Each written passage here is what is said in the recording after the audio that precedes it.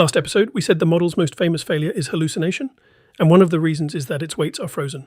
So how does ChatGPT remember your name? How does Claude remember the project you talked about last week? The answer is memory, and it's mostly happening outside the model, not inside it. Quick recap.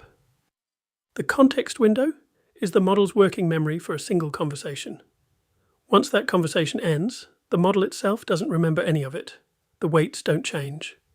From the model's point of view, you're a new stranger every time. So how do products give the illusion of memory? They cheat, in a useful way.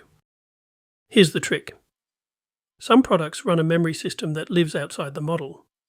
When you say something worth remembering, your name, your job, a preference, a project you're working on, the product stores it. Not in the model's weights, in a regular database, sitting next to the model. Different products store different things. Some store short summaries, some store key facts as little phrases, some store what they believe are important moments from past conversations. The exact strategy varies. Then, when you start a new conversation, the product looks up what's relevant. It pastes those memories into the context window as text before your new message goes to the model.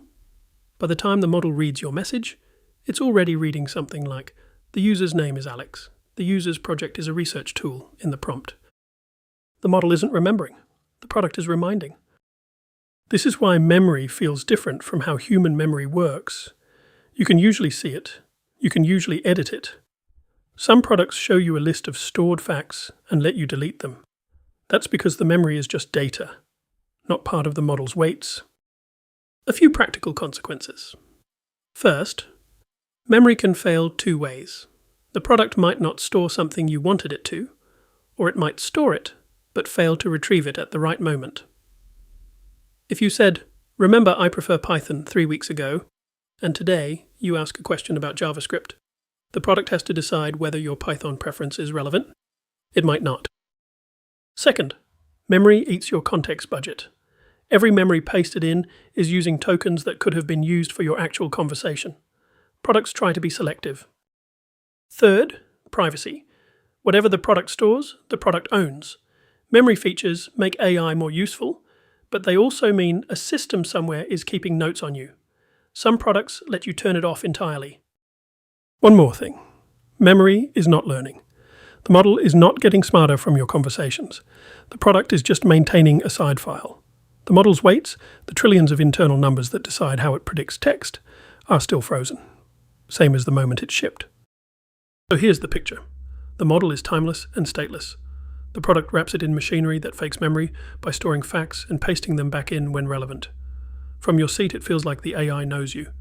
From the model's seat, it just sees text in the prompt. To recap, memory features live outside the model in a normal database. Products store what they think matters, then retrieve and paste it into the context window before your message reaches the model. The model doesn't actually learn.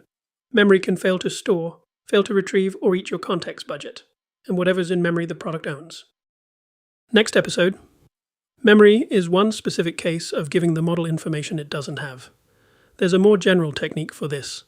It lets the model retrieve real information instead of relying only on what it was trained on. It's called RAG,